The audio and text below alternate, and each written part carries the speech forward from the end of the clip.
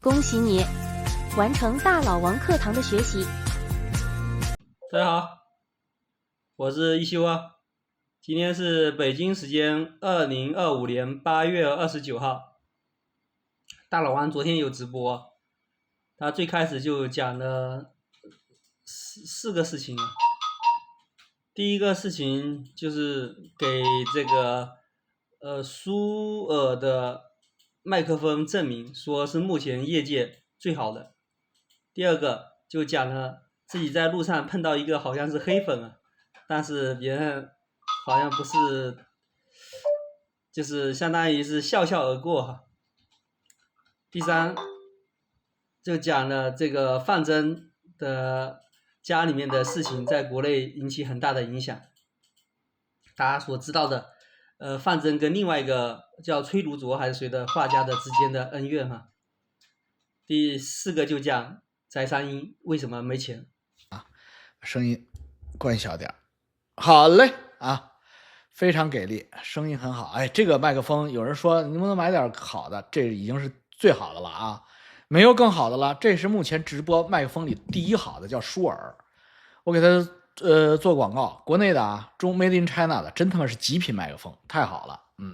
所以你让我买，我不知道还能找到更好的吗？它这个太好的，有的时候它太敏感，稍微碰一下就没声音了啊。好嘞，一碰它就红的，马上就 mute 了啊。所以我要是比如说爆粗口，我啪一碰，然后爆完粗口再一弄就行了啊。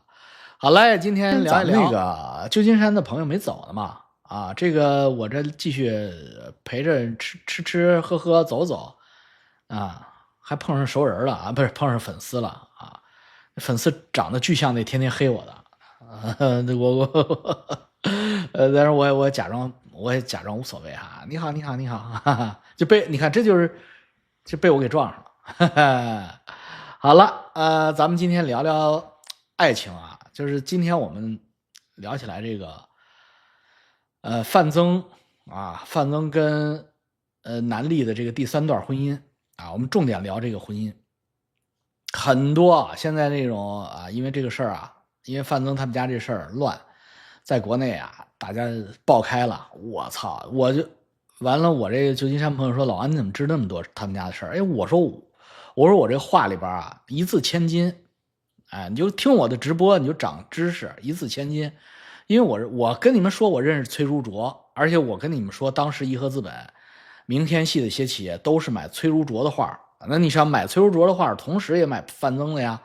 今天我吃着饭啊，我们家张教授来个，我说你有一幅范增的画，你卷着就在那扔着，那么大平尺的，可不是一平尺2平尺那么大，你也不要。我说哥，我看不上呢。我说看不上。我跟你说，老王大哥一字千金，崔如琢跟你说范增的坏话。或者小画，那是无所不用其极。崔如琢和范增的关系，那叫什么叫基因压制啊？范增基因压制崔如琢，但是论画画呢，崔如琢画的比范增画的好啊，这是事实。他们两位在我们颐和资本最牛逼的时候，2011年啊，2011年我做的高峰巅峰的时候，崔如琢、范增哥俩也是巅峰啊，他们俩那一年胡润富豪榜。胡润富豪榜有胡润文艺富豪榜啊，就是什么书画名家这些。范增霸榜第一，崔如琢第二。你想他俩的关系吧？啊，范增当年拍品的那个公开成交价格啊，全国第一，崔如琢第二。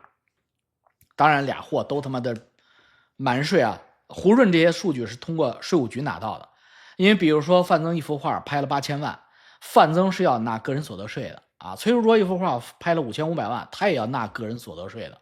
那你这个一统计就出来了，所以倒推过来，他们全年成交就这么排的序。但是我话告诉你，行有行规啊，人有人道，龙有龙道，蛇有蛇道。这个范增和崔如琢他们当年啊，都他妈逃税啊，就是实际的成交价格远远高于他们在税务局报税的那个价格。而且它不是每一幅画都是拍卖的啊，还有很多私下成交的、订购的，这些都是不报税的，全是现金交易。他俩的关系呢，就是基因压制的关系。他因为崔淑卓画的比范增画的好，所以他就怎么就超不过他？因为他不会运作，他那名气就不行啊。所以呢，就是小红鸟，就跟我一样，就是你要说讲故事、讲课，小红鸟就是比我讲的好。但是他就没我这么放松，他就是没我有钱，这没办法，我气死他。今天谷歌的旧金山的朋友们到我这儿来，到我家来说，哎呀，看了您这儿之后，知道您为什么每天那么放松了。你说你知道吧？我很放松啊。那为什么翟小鸟没有钱？翟小鸟的钱呢？我说你这忠诚不绝对，绝对不忠诚，看我的频道不认真看。后汉皇帝刘长的故事我都给你讲了，我没有上车呀，这他那个财宝车被人开走了，我没有上车呀。至于是公安局警察给他开走了，还是他身边那些太监宫女们给他开走了，那我就不知道了啊，因为我跟翟小鸟也15、16年没有联系了。当然我就说翟小鸟不会做人。你看我作为你的前老板，我们俩也没有什么仇，没有什么怨，我跟翟山鹰没有结仇，没有结怨的。后来我早就退休了，我11年、12年就退出江湖了。然后你翟山鹰继续留在中国鬼混打拼，然后你在币圈啊，我完全没有进入币圈，因为我们资本市场的人怎么会看得起币圈呢？然后傻逼的共识呢，我们怎么能够接受呢？所以山鹰因为他没钱，所以他就进入了币圈啊。那翟山鹰是币圈元老，我告诉你说，他的这个道行和他的这个资历，那是这么讲吧，就是如果是中国革命的话，那或者是个李大钊，懂吗？陈独秀啊，他是这个 level 的，当然他的境界也是陈独秀和李大钊的 level 的，就是天下没有归他，天下被毛泽东给弄了，天下被毛泽东、周恩来这些后辈给弄了。李大钊和陈独秀啊，这个前辈，我操，反正最后就是大家也都看到了啊，就3聚氰胺小柜子吧。为什么呢？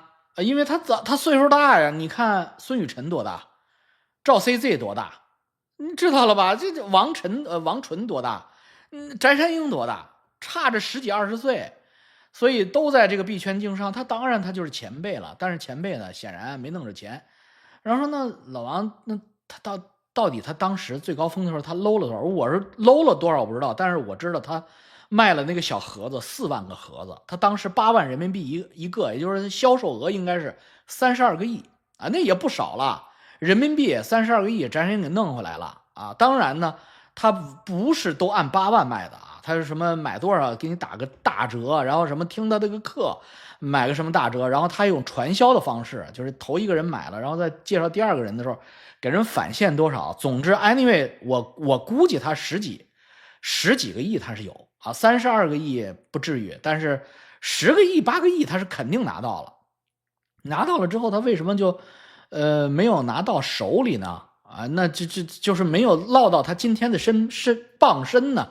因为做这个行业，大家知道做币圈这个行业，什么 USDT 啊，什么 USD 什么 U 啊，什么这个就特别容易出来。它不像我们老钱，我们在中国资本市场赚到的，或者我们在中国房地产市场赚到的，我们想汇到美国、加拿大，我们这个过程中必须要洗白，必须要一关一关的过，最后手里边能剩这么3瓜俩枣养老钱。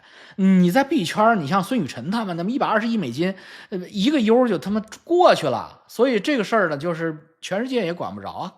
所以这个事儿呢，我说我也不知道啊。但是呢，我通过分析他的做人的人品和他做事的事儿品，我就知道大概其出在什么事儿上。我虽然说以嬉笑怒骂的形式点评他啊，比如说刘长啊，我没有上车呀，这个是在损他，但是呢，真相应该离得很近啊，就是这么回事。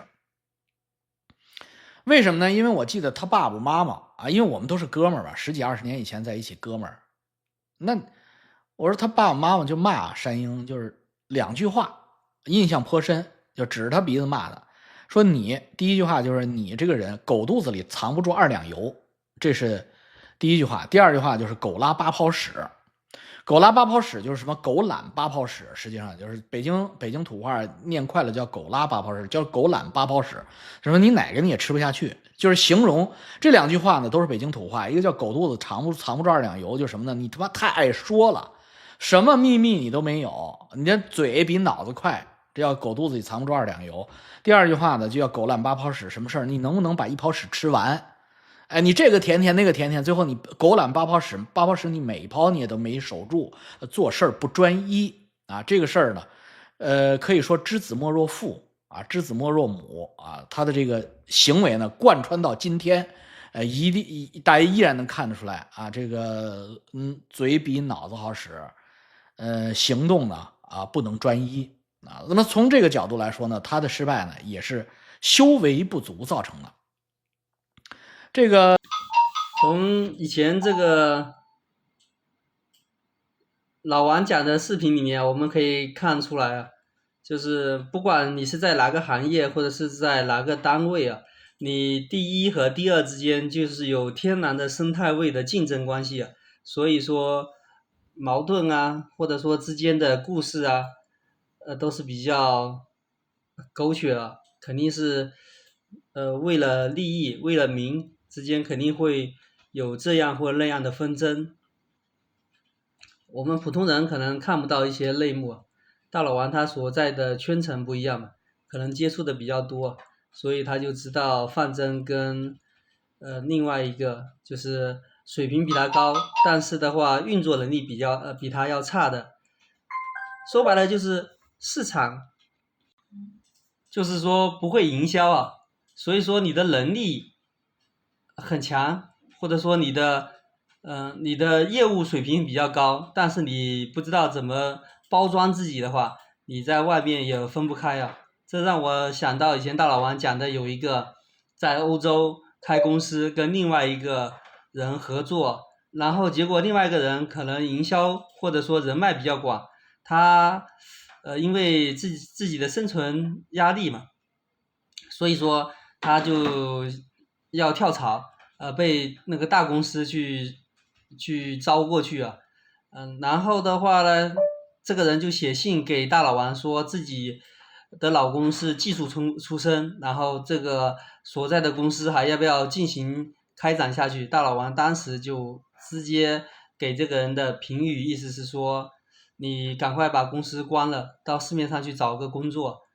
因为大老王按照这样来讲，他也知道哈，阅历就是不一样。有一些营销能力强的，你会推广出去，即使你说你的业务能力不怎么强，或者说你的生产上面的东西一般，但是你只要会吹，是吧？可能反而能活得下来。而你的如果营销比较广的话，你不光是在这个单位，或者是在其他的业务上，可能也会就能够做出一定的成绩来。然后第二个重点呢，这个里面就讲到了这个，就是翟山鹰啊，跟大老王的这个所了解的，就是大老王所了解翟山鹰为什么以前好像也有面上是赚了多少个亿，但是的话实际没有带出国外啊，就是相当于还是经济上比较紧张的那种。他讲了一下，通过翟山鹰的父母口中的话，就知道翟山鹰无论是从就是自己的道德修养上，或者说是从自己的言行习惯上，可能还不具备一些守住财富的一些涵养，或者说一些福德吧，也可以这样讲嘛。主要还是跟自己的修行有关系。所以说有些人叫德不配位一样的，还有这个财也不配位。所以说你个人修养或者这个什么东西没有到一定的程度的话，即使说给了你很大的钱，要么你当时抓不住这个机会，不敢放手一搏，而让机会错过了，要么你放手一搏了，结果因为额外的各种关系，你当时不敢就是在这种情况底下冒风险，顶住压力，也有可能守不住财的。